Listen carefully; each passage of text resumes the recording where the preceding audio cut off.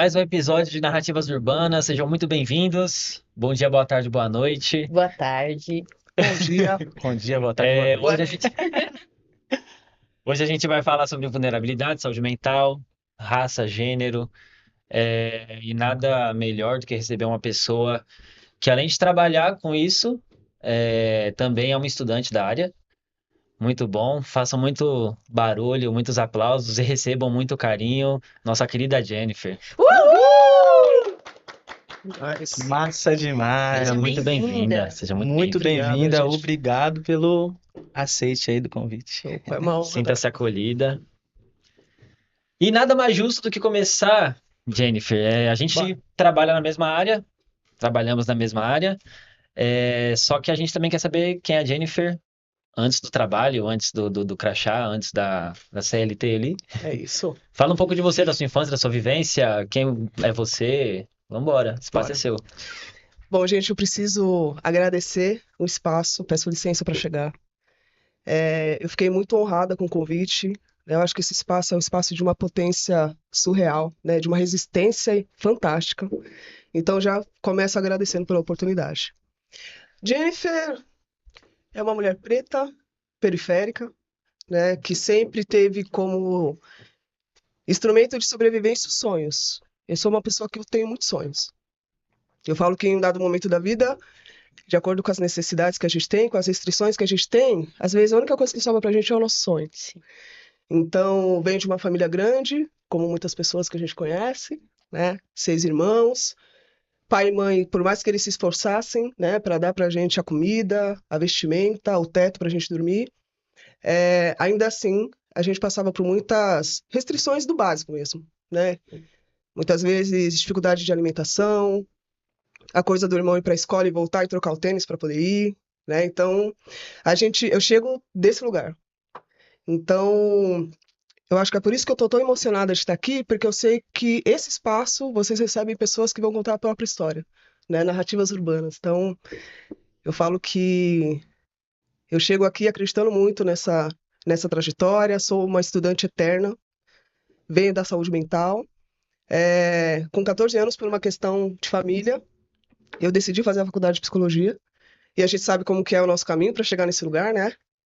Vários impeditivos para a gente conseguir alcançar. Começo a faculdade em 2010. Quando eu me formo, uma semana antes da colação, eu recebo um e-mail falando que eu não poderia fazer a colação de grau. Automaticamente, eu não consegui atuar como psicóloga, depois de 5 anos estudando. Caramba. E aí eu entendi que tinha uma questão ali racista, só que eu falei, eu não vou deixar de atender as pessoas. E aí eu vou fazer o curso de psicanálise. Então, me formei como psicanalista. Hoje atuo dentro de espaço, olhando para a questão da saúde mental das pessoas. E acredito muito no que eu faço. E qual que foi esse corre da colação de grau? Você estudou os 5 anos de psicologia e não conseguiu colar grau. Exatamente. A questão da faculdade é depois de muito tempo, né? Porque quando eu recebo o e-mail é aquele desespero, porque são 5 anos tentando. E aí eu começo a ir na faculdade, cobrar a resposta, exigir, não devo disciplinas, né? Porque eles falaram que eu devia uma disciplina e eu não devia nada. Só que eu tinha débito na faculdade, né? Porque fiquei desempregado no meio do curso, faz acordo, paga para fazer rematrícula. E aí, quando eu termino a faculdade com débito, a faculdade cria uma estratégia de me segurar. Porque se eu pego o meu CRP, quem garante que eu vou voltar e vou pagar as dívidas que eu tinha? E aí, brigando, desesperada, chorando, quando eu consigo falar com alguém da instituição, falaram que teve uma mudança, e aí eu tô falando de 1 ano de espaço, tá, gente? Tentando marcar reunião, tentando Nossa. falar com a coordenação, tentando de várias formas. Ah, mudou a grade do CRP, agora você vai precisar fazer, são 12 disciplinas. O que era uma que não existia, viraram 12. E aí eu tento fazer essas disciplinas, porque eu falei, eu não vou deixar 5 anos para trás, só que eu adoeço no meio do caminho, né? Então hoje eu entendo que naquele momento eu estava com depressão mesmo. Eu ia para a faculdade, olhava para o lado, falava, o que que eu estou fazendo aqui? Meus professores me perguntavam, o que que você está fazendo aqui? Você já é uma psicóloga? Então eu vou entendendo que por isso que eu falo, né? Muitas vezes o que me manteve tentando foram os meus sonhos mesmo, né? E aí a gente fala que muitas vezes não é no amor, é na força do ódio, né? Sim. Então foi o que me manteve de pé, acreditando. Continuei estudando várias coisas. mas sempre focado na questão da saúde mental, sempre focado na questão, né, do desenvolvimento humano. Então, é isso. Quando você fala quem é Jennifer, é uma pessoa que continua acreditando, sabe? Boa. E é muito complicado isso, porque você teve 5 anos de estudo. É muito difícil encarar 5 anos de faculdade para Sim, quem tem a formação aí, sabe? A Sim. Jennifer tá estudando TO agora. O Aleph tá completando educação física, foram 4 anos. Todo mundo sabe aqui da correria que é você ter uma graduação. sim, E até onde tenho, sei lá, no meu imaginário, é uma instituição educacional, né?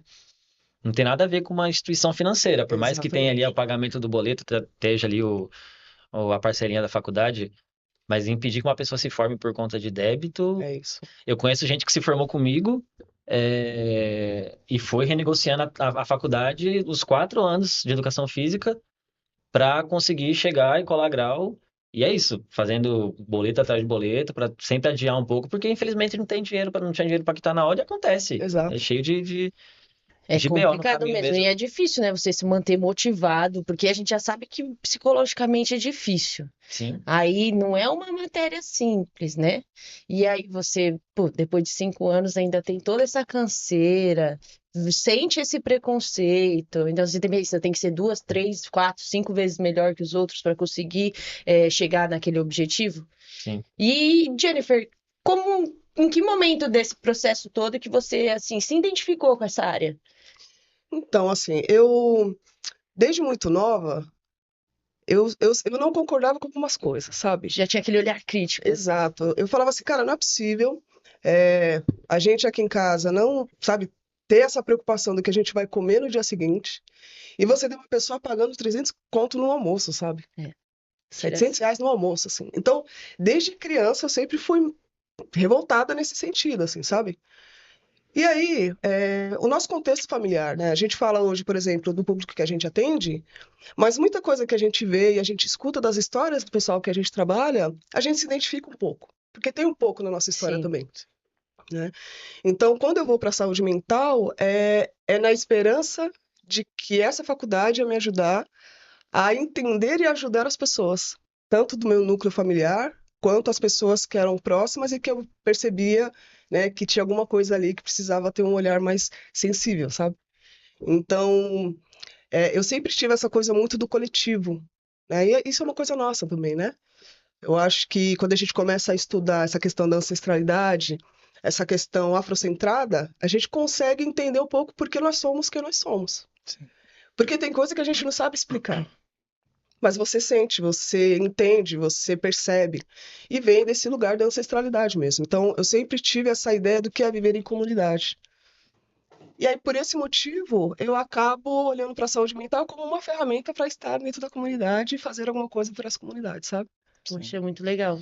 E voltando só um pouquinho em relação à faculdade, mesmo você não tendo o CRP, você teve o principal, que foi o conhecimento, né? Sim, O sim. conhecimento técnico, né, principalmente.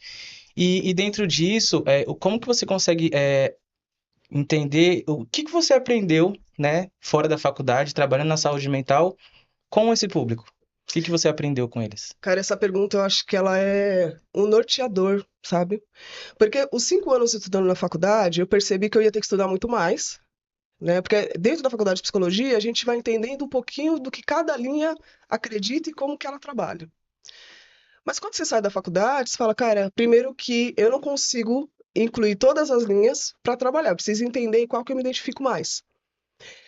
Só que quando você vai para a vida real, né, o que a faculdade me trouxe, que eu uso na vida real, é o que a gente chama de rapport, que é essa questão da escutativa e do vínculo, Uhum. né? A gente Nossa, sabe que sem vínculo a gente não faz o nosso a trabalho. gente falou bastante sobre isso. E a psicologia, ela tem esse termo que é rapport, né? Então você cria um ambiente para a pessoa se sentir segura, para você conseguir, né, junto com ela aí, fazendo as elaborações, né, fazendo essa escuta. Então, o que eu aprendi na faculdade, que eu entendo que é importante é isso. Uma outra coisa também é que, dentro da linha que eu mais me identifiquei, que é a psicologia humanista, né? E aí uma das referências da psicologia humanista é o Carl Rogers, ele fala que é uma psicologia centrada na pessoa, né? Então, foi uma linha que eu me identifiquei muito. Porque eu falo, você vai olhar para a pessoa ou você vai olhar para o diagnóstico? que são coisas diferentes, né? Se eu resumo aquele indivíduo no diagnóstico, então eu vou conversar com a patologia, eu vou conversar com a doença, eu não vou conversar com o indivíduo. Então, essa linha também me traz um pouco essa ideia de que, assim, olha, a gente vai construir isso juntos. Eu não sou a detentora do saber, né? É, E quem vai conduzir isso daqui, quem sabe exatamente qual que é a sua maior necessidade, é aquela pessoa que está diante de nós. Então, a gente vai construir isso juntos. Então, essas coisas foram importantes dentro da academia. Mas quando eu vou para a vida real, eu entendo que, cara, você tem que entender quem você é e qual é o seu limite para você e a sua dignidade para você conseguir enxergar o outro nesse mesmo lugar, Exato. né? E aí a vivência prática dentro da unidade de acolhimento, trabalhando no POT como instrutora, dentro do CAPS, é justamente eu policiar o meu olhar diante daquele indivíduo que está da minha frente. Então, se eu vou com algum julgamento, se eu vou com preconceito, se eu vou com alguma ideia já estabelecida, eu vou demonstrar de alguma forma para aquela pessoa que eu não estou interessada no que ela vai trazer. E aquela pessoa vai perceber, que é o que eu costumo falar, né?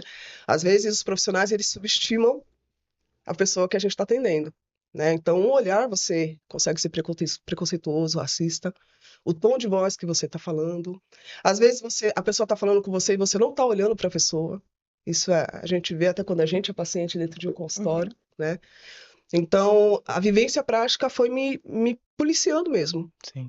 para estar totalmente aberta para o que vai chegar e entender que eu vou construir isso junto com a pessoa, né? Até a postura que você tem quando tá ali conversando com a pessoa, se você tá uma postura enrijecida aqui, Perfeito. quadrada, e tentando fazer uma abordagem, a chance dessa abordagem também não ser muito bem sucedida é alta, porque é isso, é a forma de falar, é a forma de agir, é a forma de se posicionar também. E você chega com uma postura militarizada, entre aspas, assim, Exato. você não vai ter Que um bom acesso, principalmente com pessoas em situação de rua, pessoas em uso de substâncias, que é o público que a gente trabalha, né? Uhum, perfeito. É, A gente chegou até a falar num episódio sobre isso, né? Porque a questão do preconceito, às vezes, do preconceito e das limitações que a gente tem, às vezes, que a gente mesmo cria na nossa mente, é normal, não deixa de ser. Construído ali socialmente, a gente vai ter aqueles preconceitos, a gente às vezes vai lidar de uma forma talvez um pouco errada, mas o importante que eu achei muito legal que você falou é a questão de você se policiar. Uhum. Eu também trabalho na área e às vezes você fica assim, pô, são anos já trabalhando com a mesma população. E aí você vai caindo ali naquela rotina, vai refletindo um pouco dos outros funcionários em você, que você fala, poxa, só eu sou diferente. Então, assim, é o tempo todo a gente precisando se policiar. Eu olho assim, já teve vezes de eu sentar com Deus e falar, pô, Deus, eu acho que eu tô sendo muito robótica. Pô, muda isso, eu amo o que eu faço, eu não posso deixar de amar o que eu faço, porque senão vai mudar a minha interação com essas pessoas. Então, assim, muito legal essa questão da gente se policiar, para a gente se cobrar, para fugir desse padrão. Porque se a gente não se policiar, a gente acaba entrando mesmo. sim. E tem uma questão que eu queria te perguntar, Jennifer. A gente sabe que a vulnerabilidade ela não é produzida de forma individual, a Exato. partir somente da pessoa, é um contexto social. E a partir disso, perguntar para você, para Jennifer, o que é estar em situação de vulnerabilidade e por que é tão difícil, ou porque é impossível falar sobre isso sem falar sobre raça, gênero, classe. Eu costumo falar, eu falo que existem vulnerabilidades, né? Porque se a gente falar de interseccionalidade, que é essa questão da raça, classe e gênero, você está falando de um corpo que é atravessado por várias vulnerabilidades, né? Então, acho que é uma coisa que talvez seja um dos pontos principais quando eu penso em vulnerabilidades. Eu estava conversando com um colega de trabalho, Paulo, ele é redutor de danos. O bicho é brabo, né? Brabo, assim. Referência. Cara, e ele acredita muito no que ele faz. Tinha que ser redutor de danos, né? É isso, né? Vamos valorizar nossos parceiros. E aí, a gente estava falando sobre uma teoria da Ana Bock, que ela vai dizer que a gente vive numa sociedade que responsabiliza o indivíduo pelas desigualdades construídas historicamente e socialmente. Sim. Então, vou dar um exemplo prático, né? Eu achei muito legal que a gente consegue se identificar no que a gente está falando enquanto atuação. Eu atendi um caso essa semana, a pessoa chega, era uma mulher preta, retinta, de 24 anos, acompanhada do seu irmão, também um homem preto, de 19 anos. Então, quem estava conduzindo era o irmão mais novo. Essa mulher, ela me traz ela com 24 anos, ela teve 2 filhos, morou em hotel social com o marido. É, o hotel social, o quarto que eles moravam, pegou fogo, esse marido morre nessa tragédia, e aí, nesse momento, ela rompe com a realidade.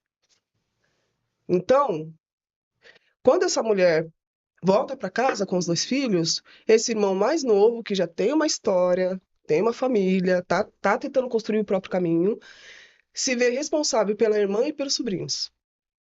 Quando eles chegam no CAPS, né, procurando atendimento, e você começa a ouvir a história, eu pergunto para ela, qual que foi sua primeira experiência com o uso de substância? Porque ela chega lá, né, o irmão leva ela dizendo que ela não se responsabiliza pelo uso dela com a substância. Mas quando você começa a ouvir a história, ela convivia em um ambiente em que os pais, os tios, os primos usavam substância. Então, ela desde criança, Esteve ali, né? ela esteve nessa realidade.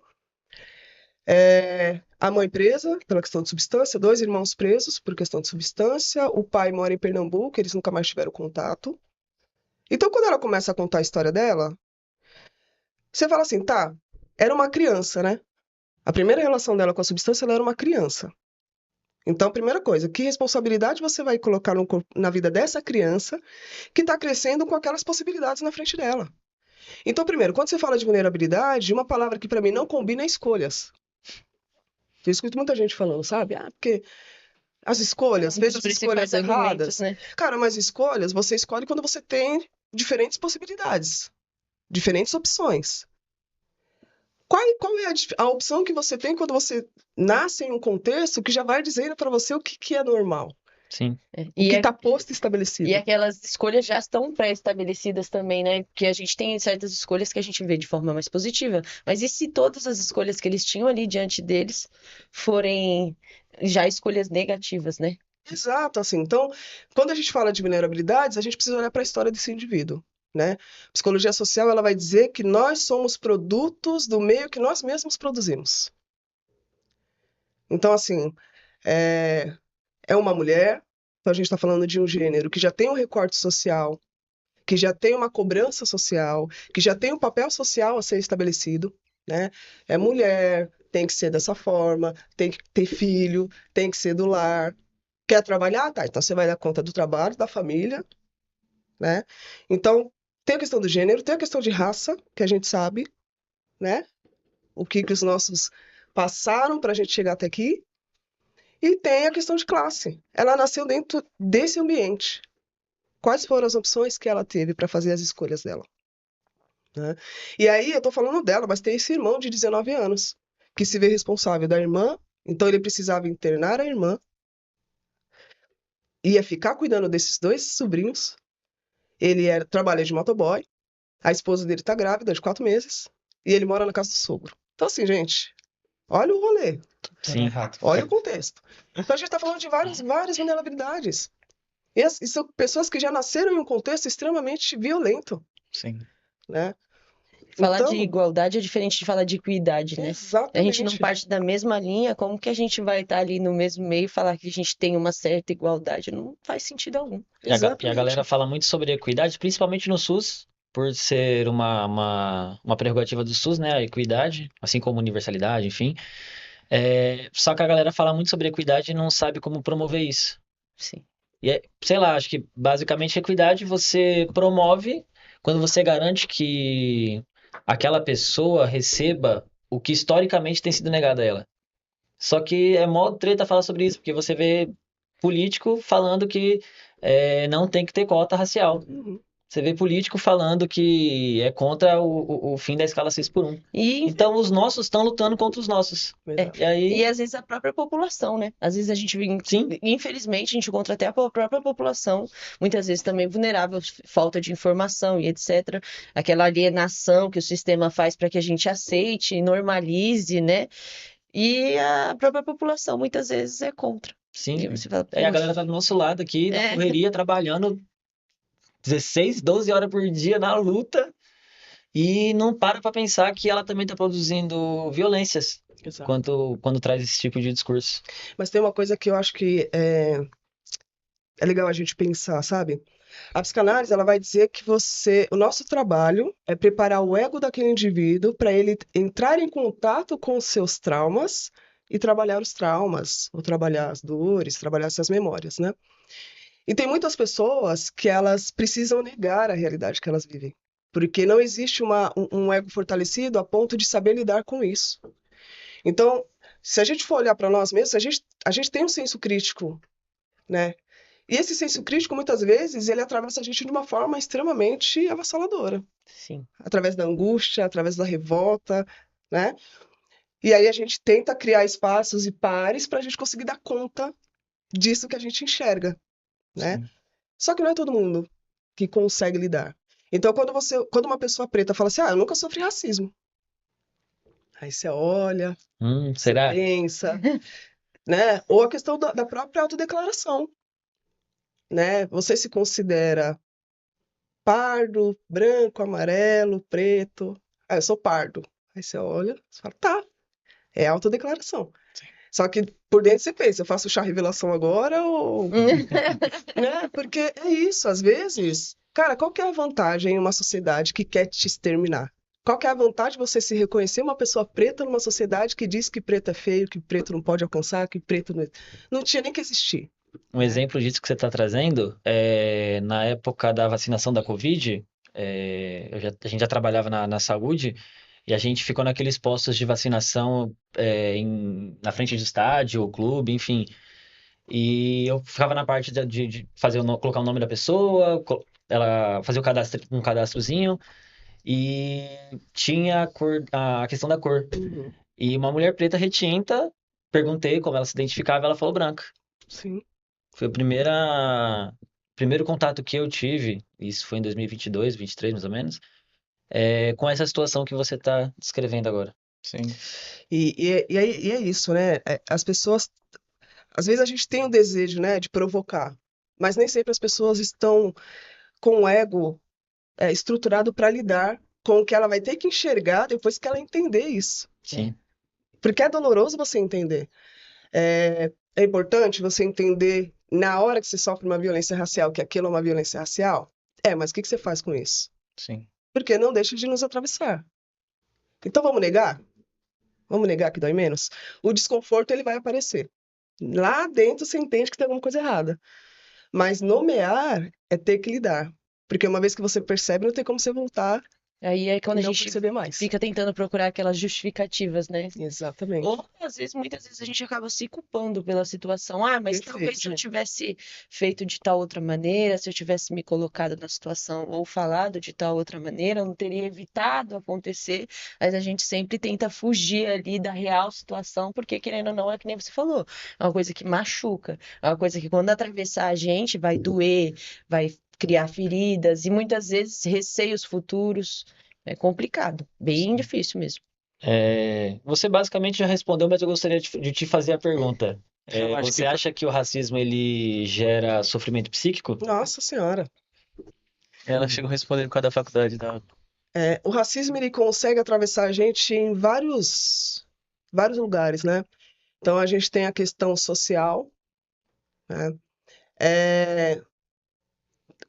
Eu costumo falar que assim, não é possível as pessoas normalizarem você ter o número que a gente tem, que é dados, né? Não tem como você ir contra os dados. Você olhar o número de pessoas que estão em situação de extrema vulnerabilidade, que estão em situação de calçada, você bate o olho e você tem ali uma estatística no olhar. E você achar que isso é normal. E você achar que todas aquelas pessoas escolheram estar ali naquela situação, né? Então ele tem um efeito social, porque ele vai responsabilizando a pessoa preta pela condição que o Estado não deu para essa pessoa estar viva, né? Ele vai ter um efeito psíquico, porque você tem uma questão muito grave de identidade, né? Porque se eu não consigo me autodeclarar uma pessoa preta, qual que é a minha identidade? Porque se eu estou no grupo de pessoas brancas, eu não me reconheço, né? Eu não consigo me espelhar nessas pessoas. E essas pessoas, elas vão me lembrar que eu sou uma pessoa preta. Seja no racismo recreativo, aquela piadinha, que não é piada, é crime, né? Seja num comentário. E eu não consigo me identificar também com pessoas pretas, porque esse espelhamento dói muito. Então, como que você constrói sua identidade numa estrutura dessa? E se você não constrói a identidade, como que você se sente pertencente aos lugares que você passa? E se a gente está falando de não pertencimento, vai afetar a sua autoestima. Porque se você não consegue entender quem você é, de onde você veio, se você não sente parte do lugar que você ocupa, do espaço que você ocupa, a sua autoestima automaticamente ela vai ser afetada. Então, quando a gente fala da questão psíquica, assim, poderíamos fazer aqui um efeito dominó. Sim. E na questão física, né? Quantas patologias, quantas doenças hoje também são dados, né? Acometem muito mais pessoas pretas do que pessoas não pretas. Né? E aí você tem a questão da pressão alta, né? Você tem a questão da anemia falciforme. Por que será? Né? A gente tem uma estatística, e a cada ano essa estatística vem aumentando, né? Que os nossos meninos pretos, cada vez mais, numa estatística de suicídio, é o grupo que mais tira a própria vida. E está relacionado com essa questão do racismo, do não pertencimento, da não aceitação. Né? Então, o racismo, ele afeta a gente em todas as esferas. Imagina você ir fazer uma entrevista de emprego e você ter medo de não ser aprovado no processo porque você é quem você é. E se a gente está falando de uma empresa que tem uma raiz racista, como a maioria, se a gente vive numa realidade de racismo institucional, estrutural, em algum momento você vai passar por isso. Então, você ter medo de ir num processo seletivo, precisando de um trabalho, precisando de um salário, e você, putz, talvez eu não passe no processo porque eu sou uma pessoa preta. Como que é a mente de uma pessoa dessa? Sim, imagina o nível de Ansiedade, estresse, sabe? ansiedade. Então, o racismo, ele atravessa a gente em vários aspectos. Em vários. Pode crer. E Jennifer, em algum momento você falou que teve uma pequena depressão pós a faculdade, né? Por conta de tudo que aconteceu, e que você entendeu que era racismo também. E aí o que te fortaleceu e o que te fez crescer foi os sonhos, né? Sim, E você fez psicanálise. fiz psicanálise. E aí hoje a gente queria entender um pouquinho, fala um pouquinho da psicanálise pra gente aí. É muito louco falar da psicanálise, porque quando eu saio da faculdade, assim, psicanálise nem estava no meu alvo, né? Psicologia humanista, Carl Rogers, aí, vamos lá, né? E aí eu conheci, né, uma clínica de psicanálise matriarcal. Essa clínica é do Rio de Janeiro, se chama Terapretas. Caramba. E até hoje todo mundo que fala, Jenny, tem algum psicanalista para indicar? Eu direciono. Você quer fazer presencial ou online? Ah, online. Então eu direciono para Terapretas, porque a maioria do pessoal que atende é do Rio, né? Mas a gente tem atendimento online também. E aí, pesquisando, eu fui entendendo um pouquinho que, opa, essa grade curricular deles é uma grade um pouco diferente. Porque vai falar de psicanálise e racismo, psicanálise e diversidade, psicanálise não sei o quê. E aí eu comecei a estudar. Comecei a estudar em 2023, né? E aí foram dois anos de formação. E aí a psicanálise me traz uma outra leitura, né? Porque quando a gente fala de psicanálise, tem muita gente que tem uma ideia de que assim, tudo é na infância, tudo começa na infância. Mas como falar da saúde mental, de quem a gente se tornou, se a gente não olhar para a infância, Não tem como. Não tem como. né? E aí olhar para a infância e todas essas interseccionalidades. Então, estou falando de uma infância, de uma criança preta que mora na região do centro, que tem recursos, estou falando de uma criança preta que mora na periferia, que nasceu sem uma referência paterna. Eu estou falando de uma pessoa branca da periferia, uma pessoa branca da região, sabe? Então, o fato de ter muito forte essa questão do recorte racial, né? E eu ver muitas pessoas pretas também na formação, isso fez eu me sentir pertencente. E aí, de novo, às vezes não é pelo amor, é na força do ódio. Eu falei, cara, eu vou terminar porque eu não vou deixar de acolher os meus, porque a instituição quer me impedir de ocupar esse lugar, sabe? Sim. Então, o Terapretas me resgatou para essa possibilidade de clinicar. Porque também quando eu saio da faculdade, eu não saio da faculdade me percebendo uma pessoa que vai entrar numa sala fechada com uma pessoa e fazer atendimento. Eu gosto de trabalhar com grupos, né? Formação, palestra, oficina, né? Eu falo que eu sou uma psicoeducadora, Uhum. né? Então eu sou psicanalista, fiz o curso de facilitadora de justiça restaurativa, fiz o curso de defensora popular de direitos humanos, e aí eu trabalho com grupos. Mas a psicanálise, então, me traz essa possibilidade de, sim, em algum momento, vai ser importante você estar dentro de uma clínica e escutar individualmente uma outra alma preta e acolher essa alma. Boa. em relação a atendimento de grupos, eu acho muito incrível. A Yasmin, nossa amiga em comum. Yasmin, um beijo. Já Maravilhosa. adoramos muito. Nossa enfermeirinha. Ela teve um professor, que ela contando para mim um pouco sobre esse professor que ela teve, que ele falava que gostava muito de dar aula porque ele não mudava a vida de uma pessoa, ele mudava a vida de 40 em uma aula que ele dava. Então ele gostava muito de ser professor por conta disso, o alcance que ele tinha, a informação que ele conseguia levar para essas pessoas. Então eu vi muito O grupo ele é muito disso. forte, né? Até no serviço em si, né?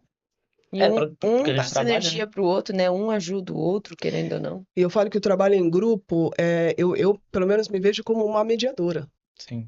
Então tem um tema específico que a gente vai trabalhar, mas ali começa a surgir tanta coisa. Ele, tipo, flui e você só vai conduzindo. Exato. A minha função ali é criar um espaço seguro para que as pessoas, né, possam expressar. E às vezes o expressar não é falando. Às vezes é um olhar, você está conversando e de repente você vê que tem uma pessoa mais sensível. É um cruzar de braços que você falou, opa, existe algum desconforto aí, né? O ano passado eu pude fazer muitas atividades com o Centro de Referência e Promoção da Igualdade Racial, CRP. Bom demais. Então eu ia dentro dos espaços escolares e dos espaços de saúde, fazer palestra, fazer formação. E aí eu percebi o quanto a gente precisa, a educação, ela se torna um espaço de muita riqueza para a gente se construir, se reconstruir como seres humanos, sabe? Porque, por exemplo, quando a Jenny falou da alienação, fico pensando, às vezes sim, a gente tem uma estrutura que não permite que as pessoas possam enxergar, Não. né? E às vezes a gente tem uma estrutura que vai validando pessoas que têm um discurso que vão contra elas mesmas. Sim. E a pessoa ela se posiciona numa rigidez que ela não consegue entender que, olha, esse discurso ele está indo contra você, né? E aí a psicoeducação ela tem esse poder de provocar. Eu falo que a gente não resolve nada, mas a gente provoca, sabe? Existe ali uma Abrir para debate. Exato. Existe ali uma rivalidade entre psicólogo, psicanalista ou coach, algo do tipo, porque eu vejo muito isso, assim. Sim. Existe uma coisa muito triste na minha percepção, que é, né, você tem a psicologia questionando. Poxa, o que eu levei 5 anos para aprender, uma pessoa faz em 2 e ela vai ter a mesma visão, né? A mesma validação, né? E é engraçado quando você pergunta, né? Porque eu fiz curso de coach, fiz o curso de psicologia e fiz o curso de psicanálise. Isso. Né? E aí quando eu falo do coach, por exemplo, eu acho que assim, é um lugar que ele pode ajudar, mas é um lugar muito perigoso.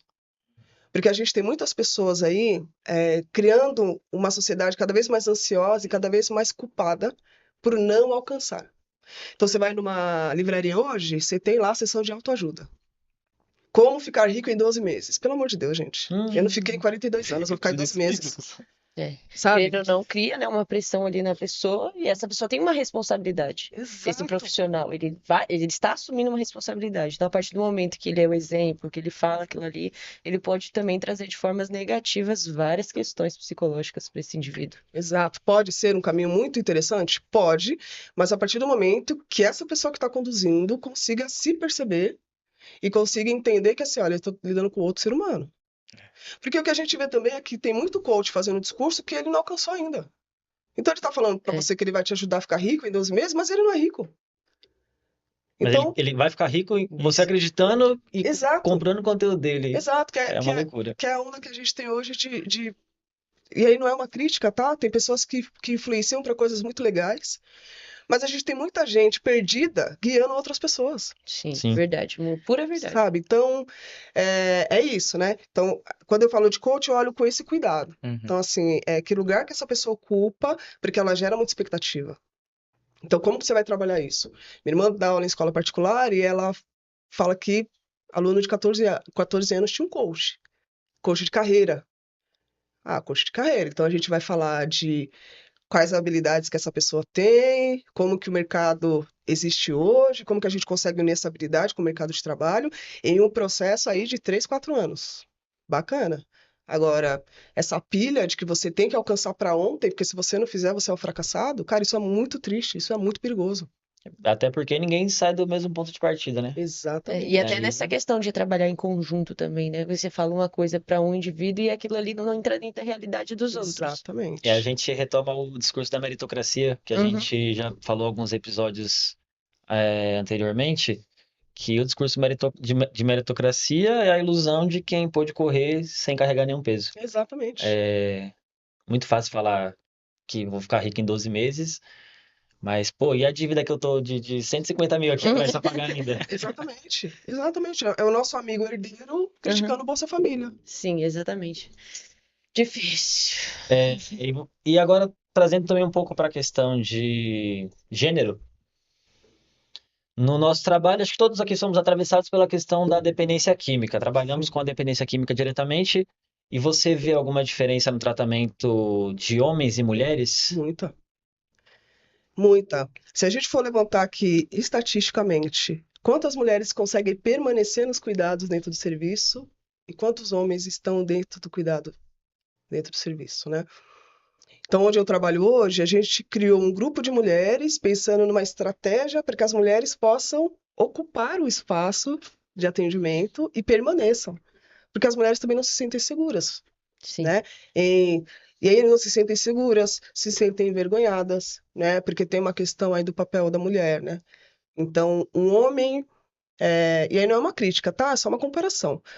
Um homem no domingo passar o dia no bar trocando ideia com os camaradas e tomando uma, faz parte. Vai uma mulher passar um domingo sentada no bar tomando uma, batendo papo com os camaradas. Mesmo cenário, né? Ela vai ser apontada, né? Ela vai ser questionada. E seus filhos, né? Eu nunca escutei alguém falar assim: cadê o pai dessa criança? O que a gente escuta é: cadê a mãe dessa criança? Sim. Né? Então, o fato de existir um papel social que coloca essa mulher em um lugar de servir, de cuidar, não permite a ela, né, estar e viver de outras formas. Ser cuidada, né? Procurar Exatamente. ajuda. E aí, quando a gente vai para a questão do uso abusivo de substâncias, essa mulher sofre muito mais preconceito. Com certeza. Com certeza, sabe? E aí, naturalmente, poucas conseguem manter aderência dentro dos cuidados. Porque aí é o que a Jenny traz, para mim, é fantástico, né? Dificilmente a mulher se permite ser cuidada, porque ela cresce entendendo que a função de vida dela é cuidar. Vai ser forte, né? Vai Tem você falar que você não quer ser mãe. Ainda é uma Nossa, discussão. gera debate e a vida é sua. Porque você nasceu para ser isso. Como que você não será isso? Pô, É mas muito eu nasci maluco. para ser tanta coisa. Sim, é uma das primeiras perguntas que uma mulher recebe. Você já é mãe? Você já tem filha? Como se fosse um padrão. Assim, eu Perfeito. preciso e é exigência que eu tenha, assim, essa maternidade, que eu participe disso, que eu queira isso. E até acho que para, por exemplo, a questão do Implanon, né, o anticoncepcional Implanon, é extremamente burocrático. A mulher tem que passar por sessões com o psicólogo, fazer o planejamento familiar, ok.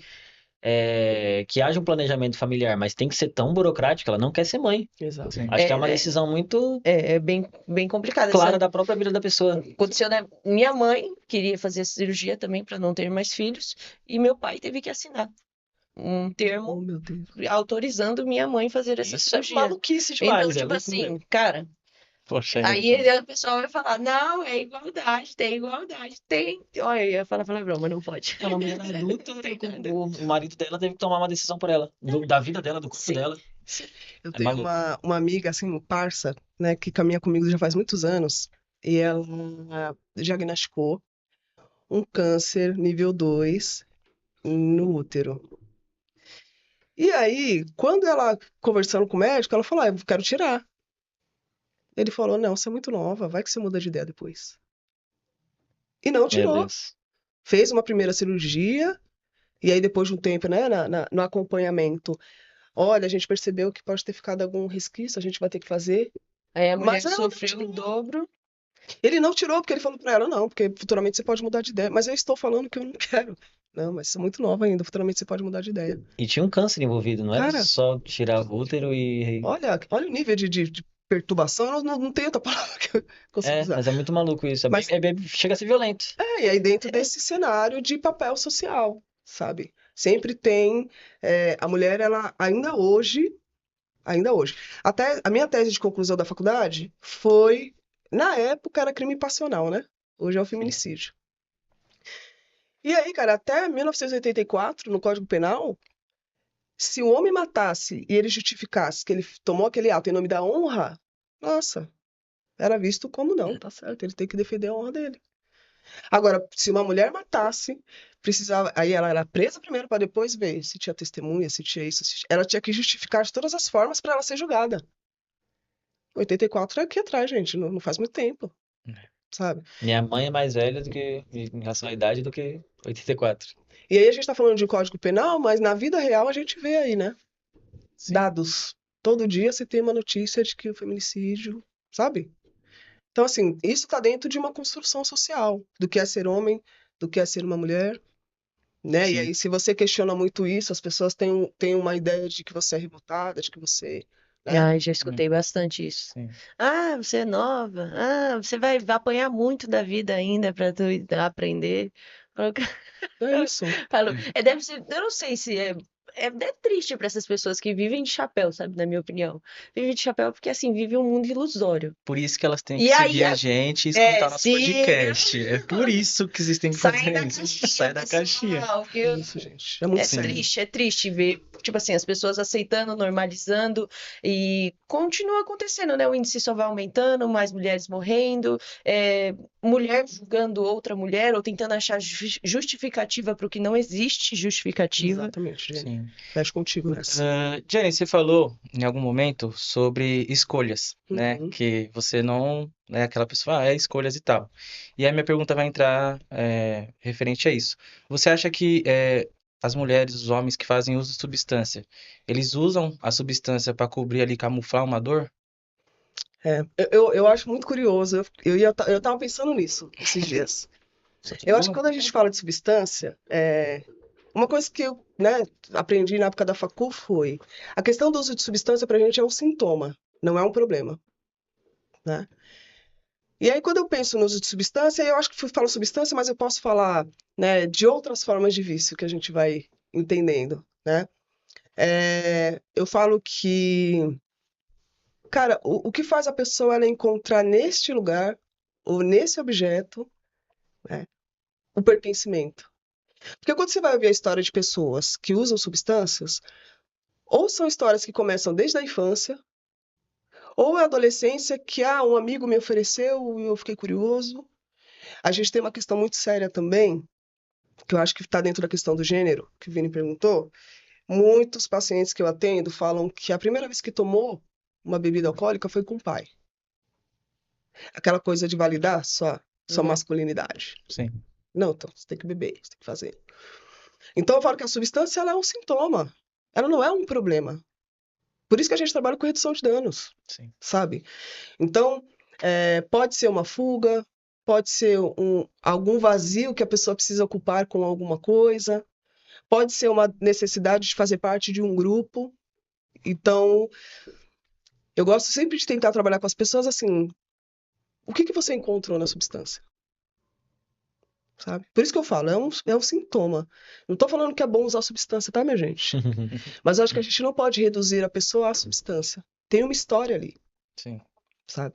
Por isso que a gente trabalha com redução de danos. Né? E aí, quando eu falo de danos também, eu costumo falar que, assim, às vezes os danos que a pessoa já estava tendo danos antes da substância, né? Então, assim, a gente, muitas vezes, a dificuldade é tirar a pessoa desse lugar, resumir essa pessoa à substância que ela usa, à história de dor, e olhar para essa pessoa numa outra perspectiva. Vamos tirar a substância do foco e vamos conversar um pouquinho sobre você. Às vezes as pessoas elas perdem a identidade a ponto de esquecer do que gosta, Sim. esquecer do que sabe fazer, né? Então, respondendo, pode ser uma fuga? Pode, mas pode ser muita coisa. Que a gente só vai conseguir identificar na construção junto com esse indivíduo, Sim. sabe? Mas a gente não pode resumir ele à substância, ele não é uma substância. Uma vez eu fiz um atendimento no CAPS, e aí o cara era assim, mês de frio. E aí sempre tem aquelas perguntas, né? O que te levou à substância e tal. E ele veio do Nordeste pra São Paulo pra arrumar emprego e tal, e viu que não era tudo aquilo, né? Que São Paulo, vou ficar rico. E aí ele acabou ficando em situação de rua. E aí o uso de substância veio porque ele falou assim, ó, era fácil, né? Porque muitas pessoas ofereciam. E é isso. O corote tirou meu frio e o crack tirou minha fome. E eu usei ele no momento e vai fazer 4 anos que eu tô. Eu ia falar palavrão agora. E é muito louco isso, porque Me entra nessa situação. Sim. Porque a questão do álcool para tirar o frio, em períodos de baixas temperaturas, a gente vê muito isso. A gente que está trabalhando na rua com essa população, né? A galera toma o corotinho, que é o famoso corotinho mais baratinho, pra esquentar do frio. Nisso a pessoa fica bêbada, cai na rua, não tá protegida com cobertor, com uma tenda, uma barraca, Sim. uma manta térmica, nada. E a pessoa tem uma hipotermia e morre. É. Geralmente os casos de óbito na rua em relação a baixas temperaturas estão ligados ao uso do álcool. É isso. Bem E complicado. que nem a gente já falou em alguns outros episódios, que aí quando a gente fala de dependência, de substância, não necessariamente, gente, precisa ser só a droga em si, Sim. a questão da química, ou etc. E a gente tava falando, tem gente que é viciada em café e usa como refúgio o café, Amiga. tem gente que é viciado em Coca-Cola, usa como refúgio a Coca-Cola, Açúcar, açúcar, pornografia, pornografia, nananã. etc. Então, Viciado, assim, é uma... viciado em dinheiro. Opa, esse é um vício bom. Mentira, mentira. Não é tão bom, Todo não. vício é ruim, Não é né? tão bom, não, porque tem uma fala do Eduardo Marinho. Nosso pai. Nosso Marinho. Ele vai vir Ele aqui. Chamou. ele Chamou. vai estar aqui. Ele conversando com um senhor, o cara montou um império dos impérios e no final o cara viu que ele não era feliz. Por quê? Porque ele só tinha dinheiro e não tinha afeto nenhum. Uhum. Sim, são várias Então, questões, né? Total. então ter muito dinheiro te traz muito sofrimento, né? E cita o Eduardo Marinho de novo, então. Olha, Se o objetivo da vida for criar patrimônio, o rico não morria. Pô, fortíssimo. Eduardo Marinho, estamos te acompanhando, viu?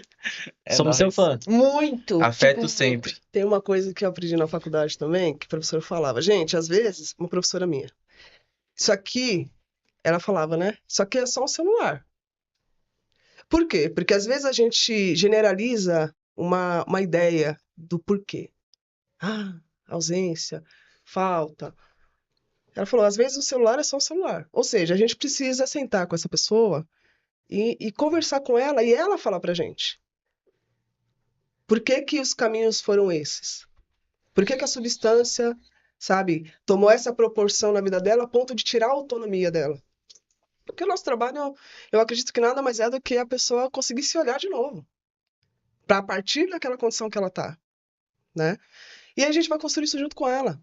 Porque senão a gente acaba resumindo e colocando tudo no mesmo lugar, Uhum. sabe? A substância é uma fuga. Para algumas situações ela é, né? É uma reparação, para algumas situações ela é. É o filho que quer chamar a atenção de uma família que não tem afeto. Ah, mas eu dou tudo para ele. Mas o que que é o tudo que ele precisa, Pois é. né?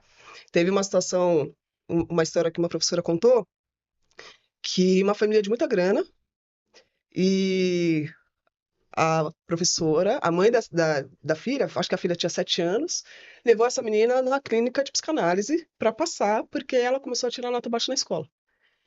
E aí a professora falou que no primeiro atendimento essa menina só chorava, no segundo ela só chorava, durante todo o período de atendimento, estava lá 50 minutos. E aí a partir do terceiro ela começou a interagir, aí foi para a parte lúdica, né? Vamos trabalhar ali com o brinquedo, com o desenho e tal.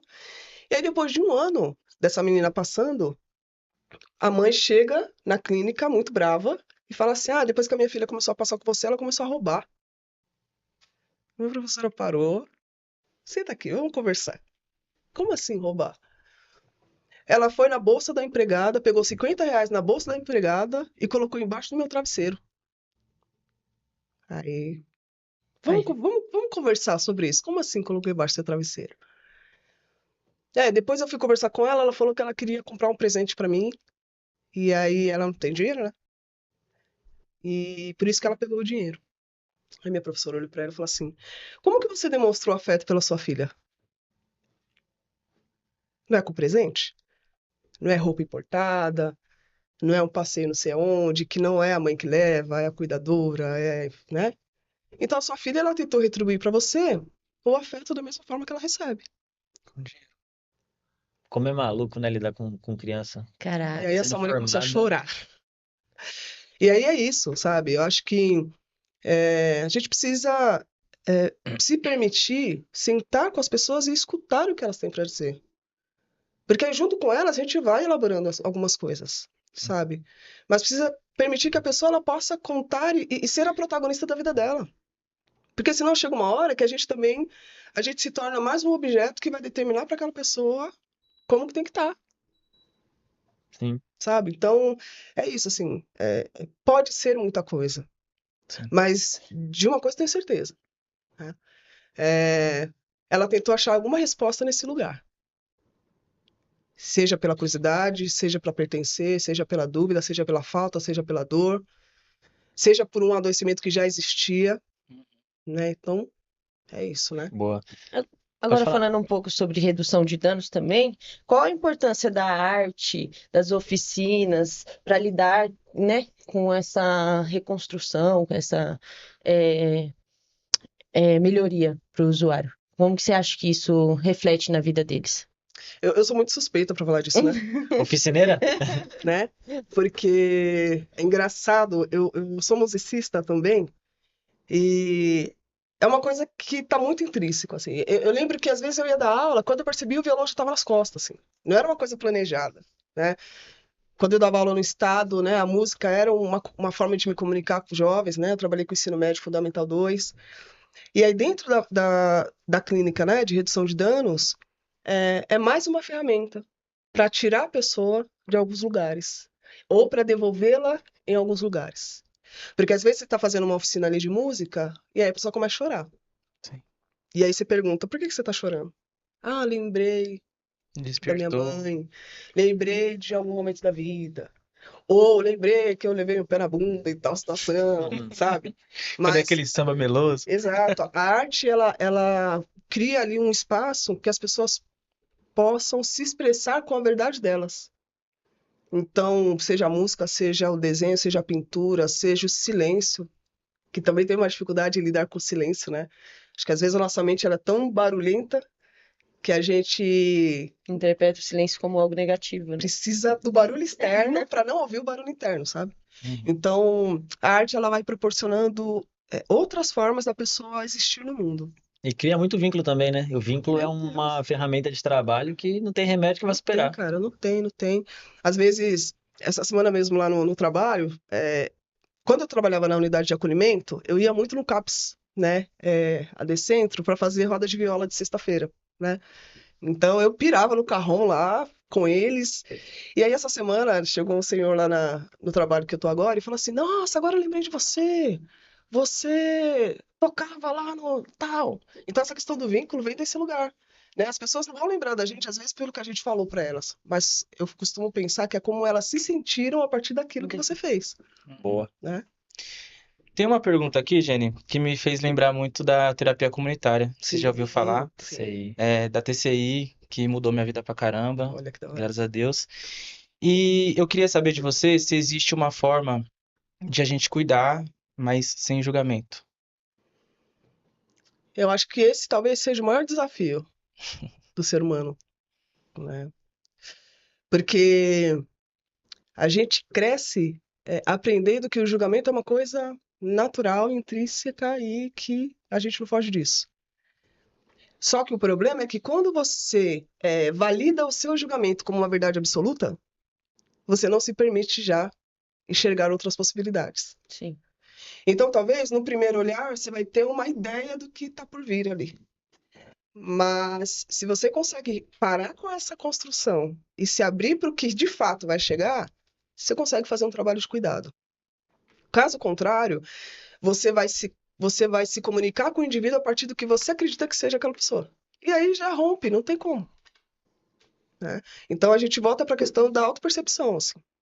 Então, putz, bati o olhar, já comecei, opa, preciso ouvir o que essa pessoa tem para falar. E foi assim também que, para mim, as coisas mudaram. Foi através de uma aula de sociologia, eu era apaixonada por sociologia. Sérgio, eu te amo.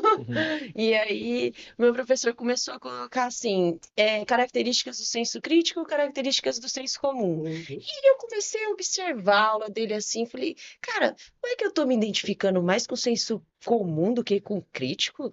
Será que eu estou nessa? E aí foi quando eu comecei a me questionar. Falando, pô, eu acho que eu sou muito mais senso comum do que crítico. E é a partir dali que eu comecei a me policiar para criar esse senso crítico. Então, assim, é comum a gente fazer parte desse ciclo, porque, querendo ou não, é o que nos, na maioria das vezes, incentivado, mas a partir do momento que a gente começa a se enxergar, se preocupar, se cobrar socialmente também, muda a chavinha. E depois que muda, meu irmão, tu não volta nunca mais pra caverna. Somos incentivados e às vezes é até o mais fácil é jogar, né? É Sim, muito mais fácil. Eu tinha um professor também, o Alan. Te amo, Alan. Marcelo? Professor da faculdade. Ele falava que havia o senso crítico e o senso de crítica. E o de crítica é exatamente isso. De julgar, de apontar. E o acolhimento vai terminar exatamente no momento que você começa a fazer julgamento. E aí não tem trabalho que vá ajudar ali para você criar um vínculo com aquela pessoa. Sim, Que para criar e fortalecer o vínculo é muito difícil. São diversas abordagens, diversas tentativas. E estratégias, para né? quebrar é uma palavra que você falou. Sim. É De isso. uma falta de respeito, uma forma de julgamento.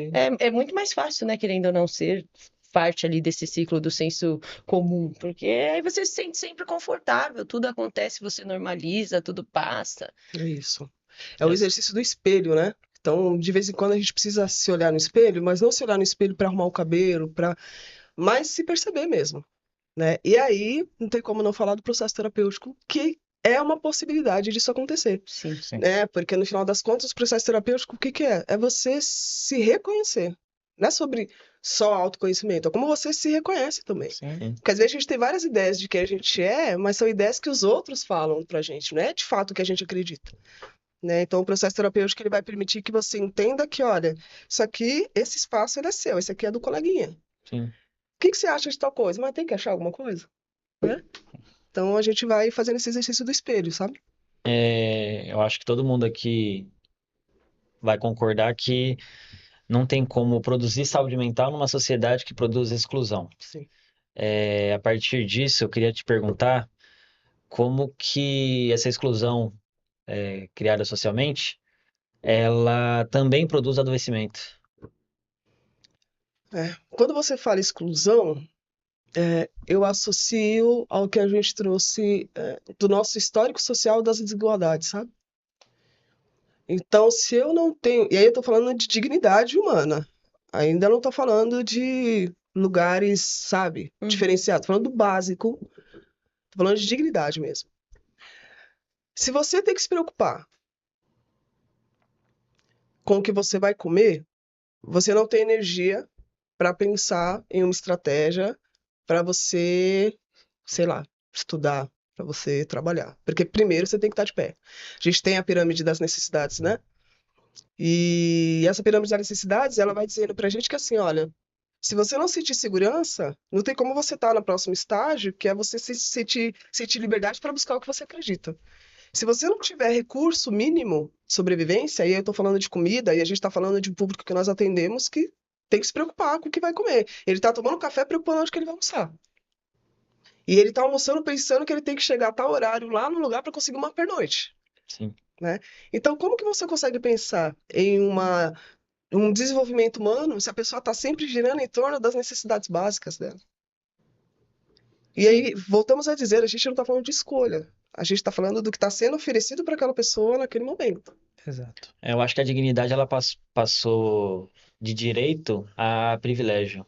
Hoje em Sim. dia, vou citar um exemplo muito rápido, porque já está acabando nosso tempo aqui. Desculpa, Fernando, te amo. Uhum. E aí, que é minha mãe. Minha mãe é uma mulher que já está com 56 anos, o sonho da vida dela é ter uma casa própria. É isso. E a gente vai te acho dar que uma não. casa, tia. Fé. E eu acho que numa sociedade em que a moradia própria sai da lógica do aluguel ali depois de uma vida inteira pagando aluguel, Uhum. isso deixou de ser deixa de ser dignidade quando aquilo, pô, você tem que trabalhar a vida inteira para alcançar aquilo e talvez você nem alcance. Nem alcance. E aí eu já também cresço com aquela responsabilidade de que, pô, tem que trabalhar porque eu tenho que dar uma casa pra velha. É isso. E aí já uma responsabilidade A mais. que vem a mais e que eu não vou largar porque é minha mãe. É isso. E aí é isso, a dignidade deixou de ser direito. Exato. É uma Tem parada muito louca. Eu vi uma coisa agora de manhã que falou assim, né? Se o direito de um não é o direito do outro, então a gente está falando de privilégio. A gente não está Sim. falando de direito. Exatamente. Né? Se não é acessível, é só Faz uma pra finalizar. teoria. É isso. Pra finalizar, Pra finalizar, acho que o Aleph tem mais uma perguntinha. Bora. a última. Jennifer, se você tivesse, né, o poder de poder mudar algo na sociedade, e de tudo que a gente está falando aqui, né? Fala pro povo aí, o que que você faria? Onde Nossa, começaria cara. essa Seu mudança? recado, assim, final para as pessoas que estão assistindo. Nossa, eu mudaria lá em 1500, Quando eles chegaram aqui, porque já os começou errado. portugueses. O que a gente está falando aqui, hoje, 2026, é reflexo do que começou Sim. lá. Sim. Não tem como a gente falar dessa situação de extrema vulnerabilidade, né? Onde você tira a dignidade do outro, se a gente não falar Acho que acabou, né? que é um processo, que foi um processo construído e que a manutenção ela acontece até hoje, Sim. né? Então mudaria lá, começaria Mas, lá. Tá, o que que a gente consegue fazer hoje? Em 2020, eu fundei um instituto chamado Iabás, né? Iabás significa grandes mães, né? Reverenciando as nossas deusas africanas. E o instituto ele entra com foco em fortalecimento de meninas e mulheres pretas e uma psicoeducação para as pessoas pretas e periféricas.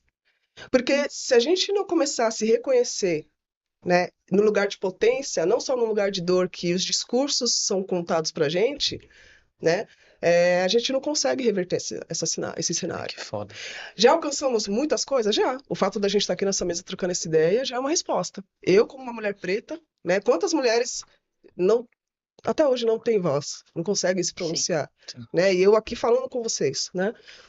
Mas tem muita coisa que a gente precisa reverter. E aí isso só vai acontecer quando a gente começar a se reconhecer enquanto potência. Certo. Então o Instituto ele tem feito trabalho desde 2020 com psicoeducação, com oficinas de máscara de tela engessada, com formação, com roda de conversa, para que a gente consiga se perceber diferente. E aí quando eu me percebo diferente, aí eu não permito mais que algumas coisas me atravessem. Aí eu me posiciono. Vou incomodar muita gente? Vou incomodar, mas faz parte. Porque E se agora, incomodar, talvez né? a pessoa que tenha que se rever. Cada um com seus problemas, né? É isso. Jennifer, muito obrigado. Obrigado mesmo. Acho que se pudesse, a gente ficaria mais umas 2 horas aqui. Facilmente. Facilmente. Nosso amigo Ibsen, foi convidado nosso aqui também, ele mandou pra você de presente Olha Me Gusta só, Sardela. muito É obrigada. muito divino. Eu queria muito estar comendo esse negócio agora. Nossa, É muito bom. eu tô com fome. Pão, torrada. Nossa, cara, Eu comia não, com ter ovo passo. mexido. Ficava Cara, incrível com sardela. Nossa, é muito bom. gente, ó. Vamos presentar do Ibsen, Ibsen. Natália, brigadão. Muito obrigada. Vocês são incríveis. Muito obrigado, gente. Gente, Ibsen Natália patrocinando. Boa. muito obrigada por mais esse episódio. Foi um prazerzaço de receber aqui, Jennifer. Nossa, aprendi muito, escutei. Sim, cara, só papo bom. Tá no meio ali, ó. Opa! Só papo bom e construtivo. Pessoal, segue lá, se inscreve no YouTube, curtem, compartilhem. Espero que vocês curtam, que isso não só entre por um ouvido e saia pelo outro, mas que vocês possam absorver, que vocês queiram absorver. E é isso. Muito obrigada por mais um episódio e que venham muitos outros. É nóis. O homem tá na casa. Valeu, gente. Obrigada.